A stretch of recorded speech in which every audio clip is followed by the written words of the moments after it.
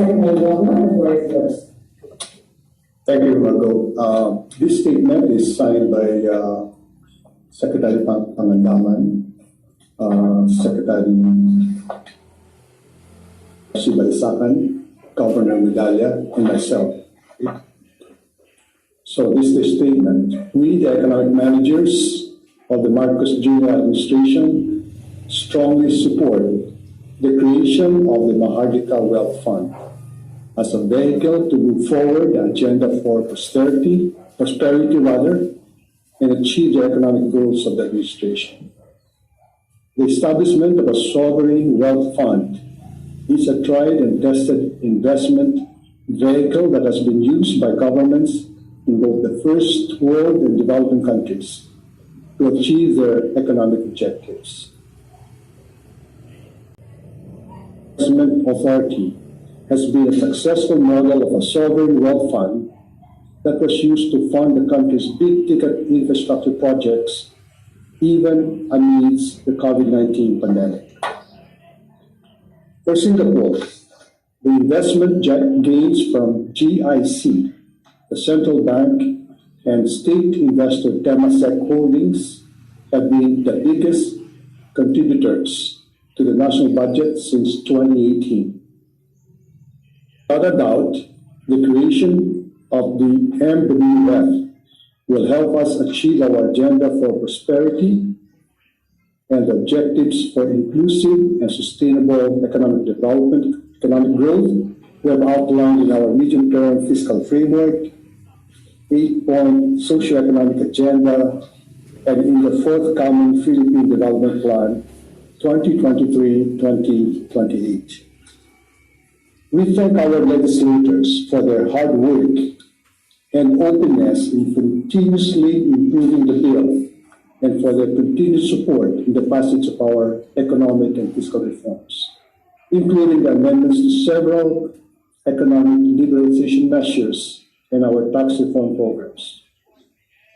We are likewise grateful to have a president who also recognizes the benefits of a sovereign wealth fund.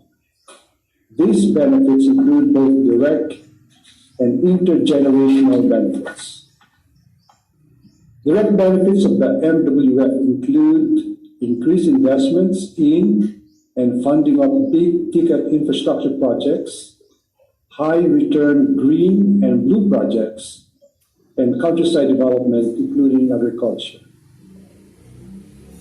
Intergenerational benefits include increased access of future generations to income from investments such as potential earnings from extracted natural resources such as mining.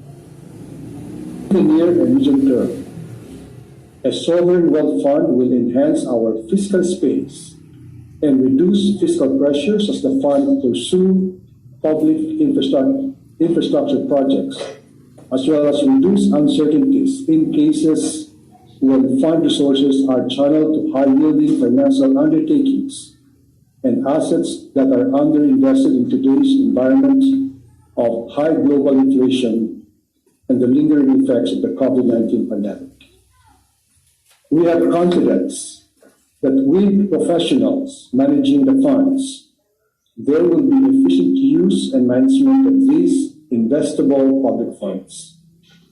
They will be able to ensure the availability of an alternative high-return investment platform, obtain the best absolute return for the funds, find additional sources of liquidity as the need arises, and perform better risk management given additional layers of checks and balances in the use of investable funds. Ultimately, this will redound to growth and help us achieve our economic transformation towards inclusivity and sustainability. Given all this, we urge the immediate enactment of the bill creating the Maharlika Investments Corporation. Let us not delay economic progress. Let us not deprive our people of this opportunity for prosperity. That's the end of our signed statements. I now accept some questions. Thank you, Secretary Diokno. Let's begin with questions that were sent in advance. We have a question from Gino of Manila. Given the latest development that the GSIS and SSS will no longer be funding founders, this question is, if no more GSIS and SSS as funding founders, what would be the size of the fund? All right. The initial capitalization of the fund shall be sourced from Land Bank of the Philippines and Development Bank of the Philippines, whose assets are worth trillions of pesos. This GFI shall provide 50 billion each as seed fund, so totaling 100 billion.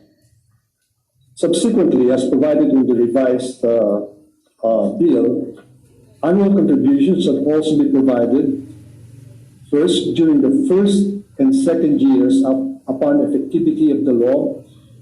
The BSP shall remit 100% of its declared dividends as computed under Republic Act number 7653 and amended by Republic Act 11-211 to the fund.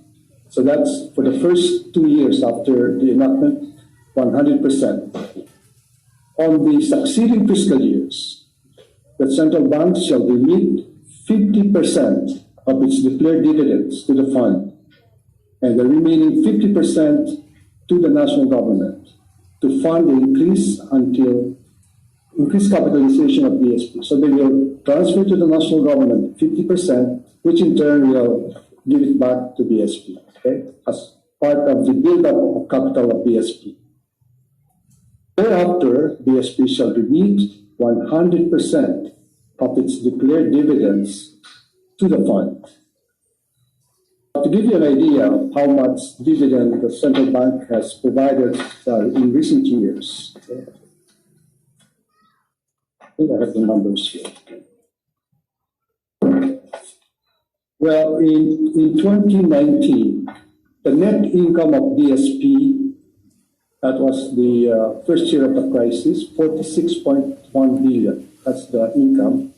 They declared dividend equivalent to 23 billion, 23.05 billion. In 2020, the net income of BSP was 31.79 billion. 31.79 billion. They declared a dividend to the national government, 50%, around 15.89 billion. Last year, the income of BSP was 34.81 billion. They declared a dividend of 17.41 billion. Okay? So let me now continue to the sources of the other sources of funds for the GWF. Now, so I said thereafter, after increasing the capitalization to, I think, 250 billion for BSP, they will remit 100% of its declared dividends to the fund. PAGCOR will also have a contribution, supplemental appropriations. Other sources include royalties and/or special assessments on natural resources based on the fiscal regime to be implemented by the national government. Also included are proceeds from privatization of government assets and public borrowings. So that's basically the sources of funding of the fund, excluding now the Social Security contributions and the GSIS. Without prejudice for them to contribute later should their respective boards approve the contribution. Okay? We are not mandating them to contribute, but if they're looking for higher returns, because right now most of their money are invested in treasury bills, national layers bills, okay? And they don't earn that much, I think. If they want higher return, they may decide to contribute. Okay, but that is up to the respective boards of GSIS and SSS. Thank you, sir. As a follow-up question to that, The same report journalist is asking if BSP is willing to put money, will it have a say in the fund, that is with regard to proper evaluation of management, etc. Definitely, the bigger the fund, the bigger the contribution, the bigger the role will be on the fund. So based on Article 5, Section 16 of the revised bill, the BSP, as a contributor to the fund, will be given seats in the board of directors in proportion to their corresponding investment. So as I said, the higher the investment, the more seats are made available to the BSP. As a member of the board, the BSP can participate in the discussions and decision-making on the following: the management, operations, and administration of the fund, setting minimum criteria and targets for investments, determining organizational structure, staffing pattern, and number of personnel of the fund corporation, prescribe a system for performance standards and evaluation for officials and employees of the fund, and set the criteria for termination of employment of officials and employees. Thank you, sir. And then the other question, still on BSP. If BSP profits will capitalize, then effectively it will reduce any national government expected revenues and will expand the deficit? Not necessarily. The investable funds will be channeled to diversified financial assets and development projects. This will ultimately complement the national government's budget and infrastructure program. So instead of actually reducing the expected revenues, the BSP investing a portion of its profits to the fund will have the effect of magnifying the returns on the investments. Thank you, sir. Is there anybody from the audience who would like to?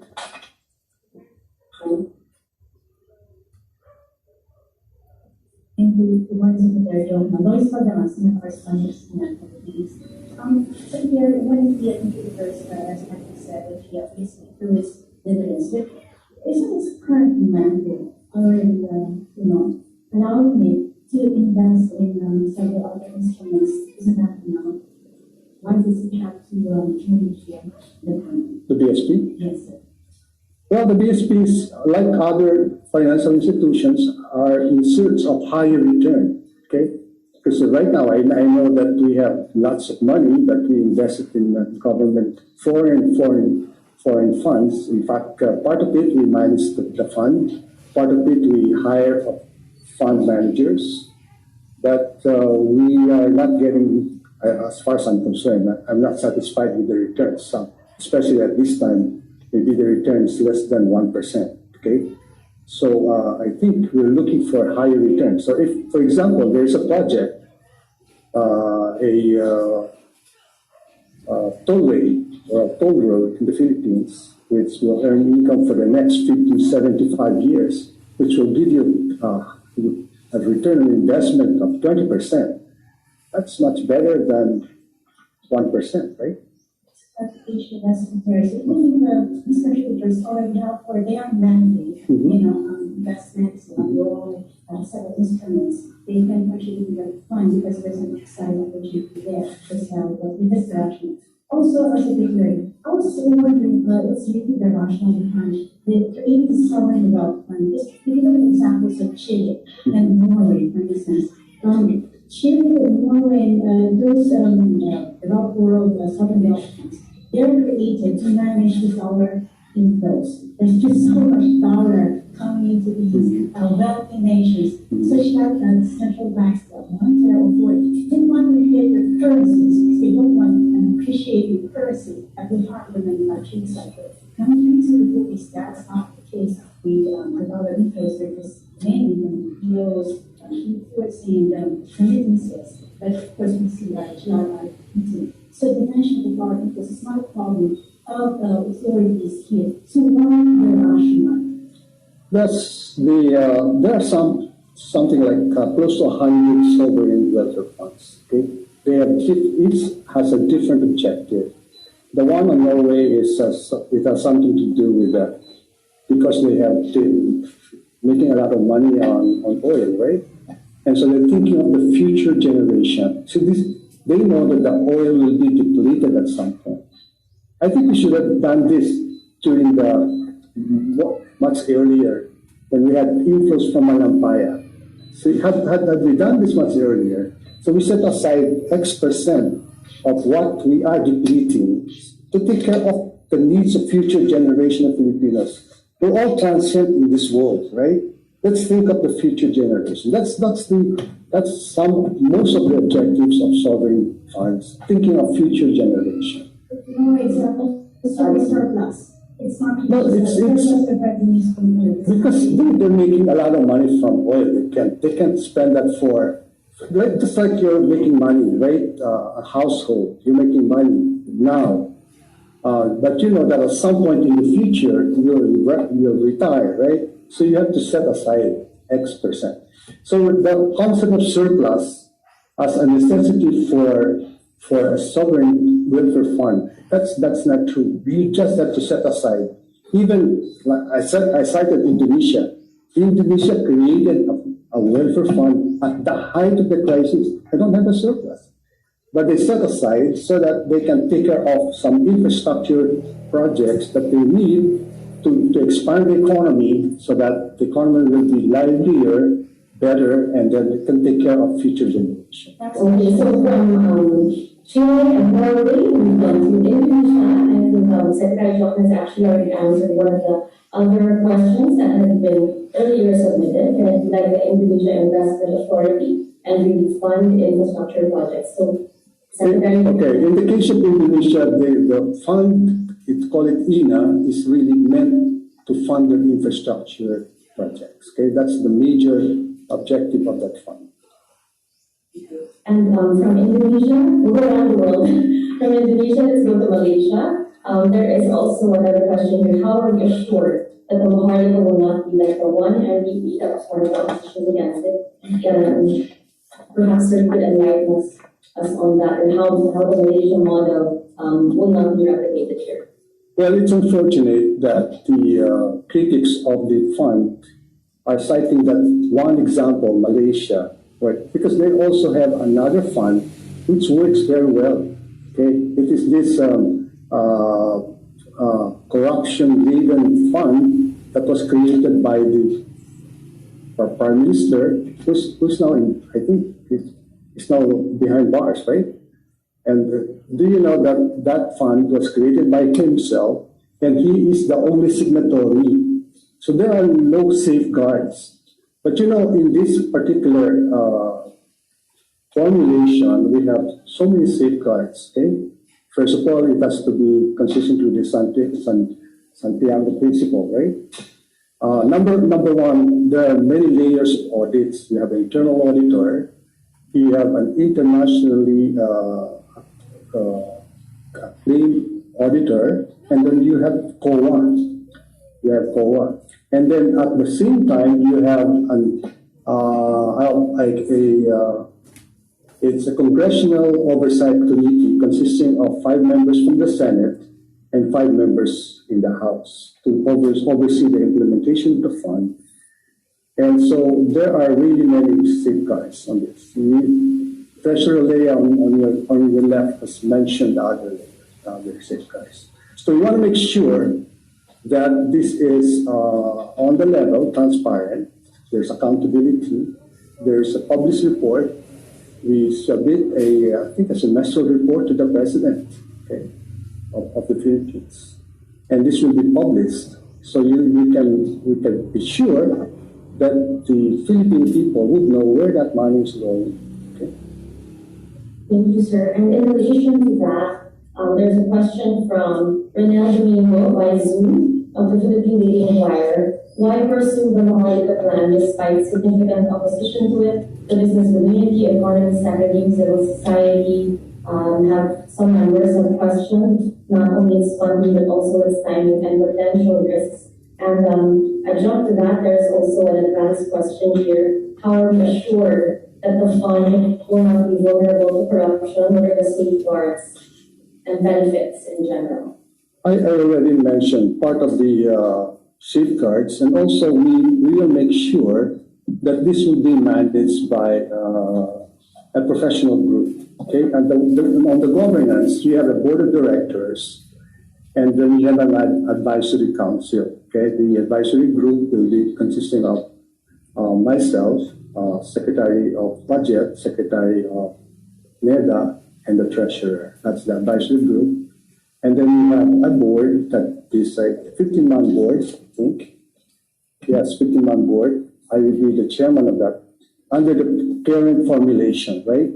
You know, this thing has to go through the process, okay? The House, then it will go to the Senate, and so we don't know the final version yet. But at the current formulation, we have a 15-man board, and then you have individual directors, and we got to choose them, okay? You cannot, you have to have a 10-year experience in finance, etc., etc. And there will be fixed tenures that will be determined by the board of directors. So it will be run professionally, and it is subject to accountability and transparency conditions. Thank you, sir. Secretary Diokno actually has our 1 o'clock, so we will probably just have last 1 or 2 questions. Is there anybody else in the audience? Warren? Regarding the that bank and development bank, we have we have to decide that and then we usually and then we'll typically double chart so we will very definitely buy the fund and buy the fund for investment. Could you just It will be a double chart, which is the land bank and we already just to remove inside the different person. And then they're going to do some audit upon again, and then they're going to see some sort of complication, right, to for investment as well. So certainly a double chart. I don't know what double charts means in the context of the question, but you know, every bank would have a what they call risk management unit, and the risk management unit will determine where they will allocate their investable funds. Okay, considering the risk and the returns. Okay, for example, at the BSP we have our own risk management unit. We say, okay, this amount will be managed by our people here. X amount, on the other hand, will be managed by fund managers that we hire, we bid it out and choose the best fund managers. And then there's long-term and short-term funds. And we rate them every quarter. Okay, we look at their performance every quarter. So that is what is going to happen here.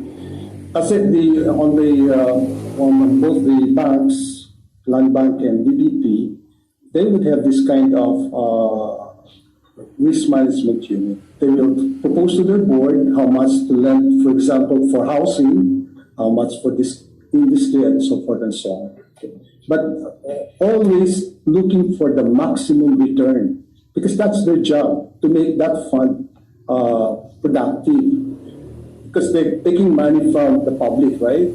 So they're paying, when you deposit money, they're paying you interest rate. So say if they pay you 2%, they want to make sure that their investment will give a return of more than maybe around 4 or 5% maximum, because they, in addition, they have the reserve requirement. They have to set aside X amount and give it to the BSP, right? They cannot lend that out. I guess what I'm asking is, since the land bank and PPP already spend money to look for investment, and then they're going to ask Maharlika to also use their money to look for investment, won't it reduce the return of land bank and PPP? Because they're paying their own people to look for investment, and they're paying Maharlika's people to look for investment. Won't it reduce the return? No, but it's a matter of, let's say land bank has an investable portfolio for say 1 trillion pesos, right? They will determine among themselves how much to set aside for this. Like right now, they're only committing how much under the bill, 50 billion, right? 50 billion. So they expect to make money out of that, right?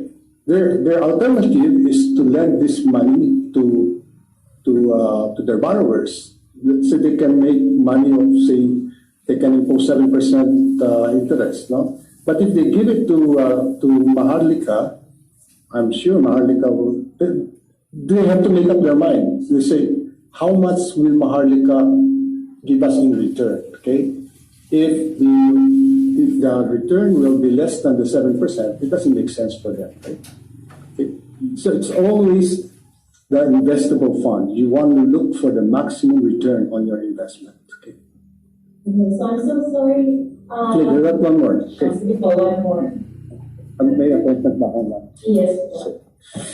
So just regarding SSS and GSIS, since you mentioned that they could still opt to join the fund investment, so much closely by on that, when will be the kaya it would be to the motion na kaya nga sila in-exclude, diba, ng lawmakers because the public does not want them included in the fund. And then eventually, only the board will... Hindi naman, they were not excluded, except that we want to maybe temper the objection. There are some objections from, kala nila kasi pension fund, no? But, you know, if pension funds in general are very conservative, they might want to make sure that when you retire, you have some money, right? But at the same time, if you want a safe investment, lagay mo sa treasury bill. But that will not give you the maximum return that alam mo, in other countries, the Social Security, if you join the Social Security, of course, if you are an employee, you join the Social Security, you can choose where you want to put your money.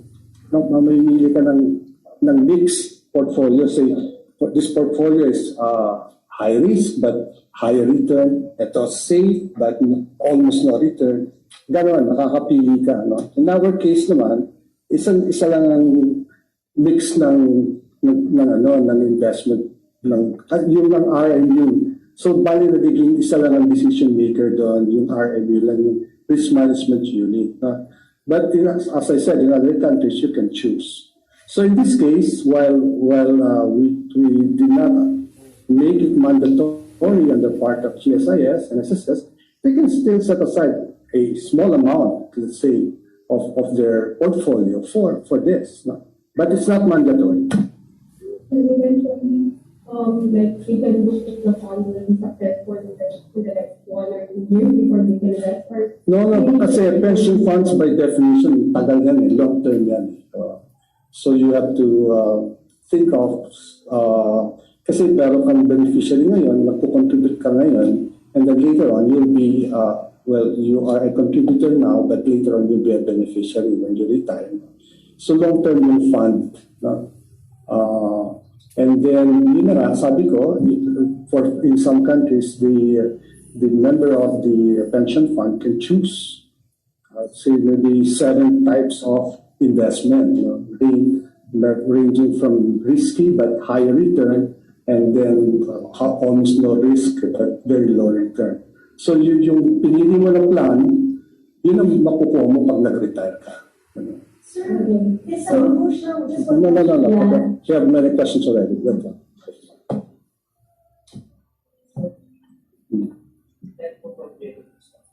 You mentioned na may third generation na benefits siya or access of future generations. Do you have a standard estimated projection how much could the Maharlika fund could move from 5 to 10 years since its creation? Wala pang study niyan. Kasi that will be determined by the board of directors and of course the manager of the fund. So from Zoom, there's just a question from Neil Jerome Morales of Reuters on BSP and its capitalization, and also another question on the independence of the BSP from Joy Vergara of the Philippine News Agency. Just to note that the BSP is also signatory to the statement. And To close, sir, Look, on the independence of the central bank, I was governor before. You know, ang sinasabi ko, independent ang central bank in the following sense. Hindi talaga pinapakialaman ng presidente yung monetary policy. No? The executive department does not meddle with us. No? But in other countries, hindi ganun ka-independent. You report to the prime minister. In our case, I don't report to the president. I'm not subjected to confirmation by the Commission on Appointments under the current system. In other countries, they are subjected. Even si Powell, the Fed chairman, is subjected to the Commission on Appointment in the U.S. And then the other independent, other sign that it's independent is we don't submit our budget to Congress. We have our own budget, and we don't have to answer questions from Congress on our budget. And so on monetary policy, hindi talaga kami pinapakialaman. That's the independence. Hindi ibig sabihin na nag-invest ang BSP sa wealth fund na ito, hindi na sila independent. Okay? and as a final question, sir, because I understand Sec has another appointment. Do you view this as an urgent measure? Why or why not? And that's the final question, sir. I think because this is really long overdue, as I mentioned, diba? Sayang, kasi marami tayong sources of funds now, like mining. Dapat yung royalty ng mining, part of it should go to any resource that is exhaustible. That's a good source for the fund. For example, even the overseas Filipino remittances, pwede rin yun. No? Pwede kami mag-float ng bonds ni Lea, and pwede namin ilagay yun dun, di ba? So nakikinabang din yung ano. Kasi if you are young OFW, meron kang anak na pinapaaralin mo 5 years from now, why don't you invest in a dollar-denominated treasury bill or bond, no? Sa bond, kasi 5 years at least. So after 5 years, you get where your money is worth, no? And then pwede kang magpaharap. Kung nag-depreciate yung currency, okay lang yun dahil dollar yun eh.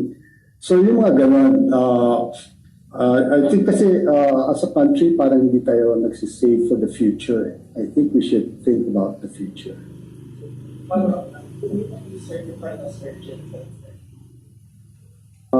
I don't know yet, but I think there's it's being, not rushed, but I think the House will approve this today. Okay, the revised version. One time the market's back.